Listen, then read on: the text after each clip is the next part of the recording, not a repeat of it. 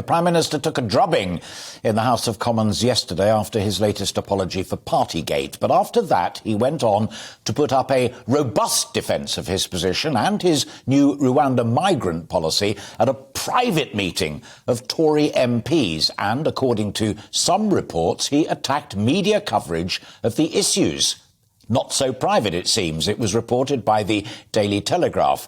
The Prime Minister allegedly suggested that the BBC and indeed the Archbishop of Canterbury had been more critical of the plan about Rwanda migrants and the war in Ukraine than they were more critical of him than they were of those two issues. This was one of Sir Keir Starmer's main attack lines in today's Prime Minister's questions. He said the attack on the national institution of the BBC and its journalists was shameful. The Prime Minister denied that he'd ever said those words. Let me just remind you of what actually happened in the House a couple of hours ago. The Prime Minister also accused the BBC of not being critical enough of Putin. Would the Prime Minister have the guts to say that to the face of Clive Myrie, Lise Doucet and Steve Rosenberg, who have all risked their lives day in, day out on the front line in Russia and Ukraine, uncovering Putin's barbarism? Mr. Speaker, it is an indication of the depths to which he's willing to sink. That he accuses me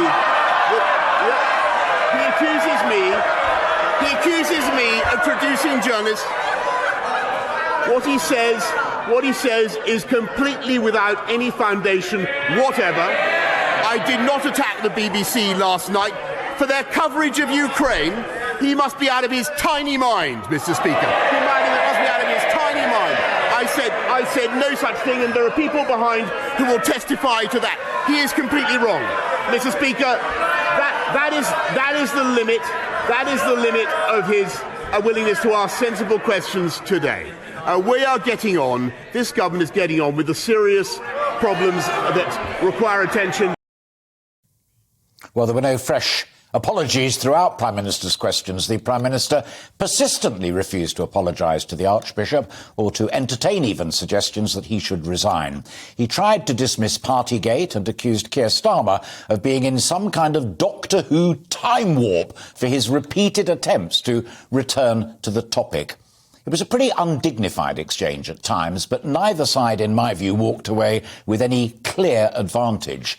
Labour notably appeared to offer no clear alternative plan to stop illegal immigration.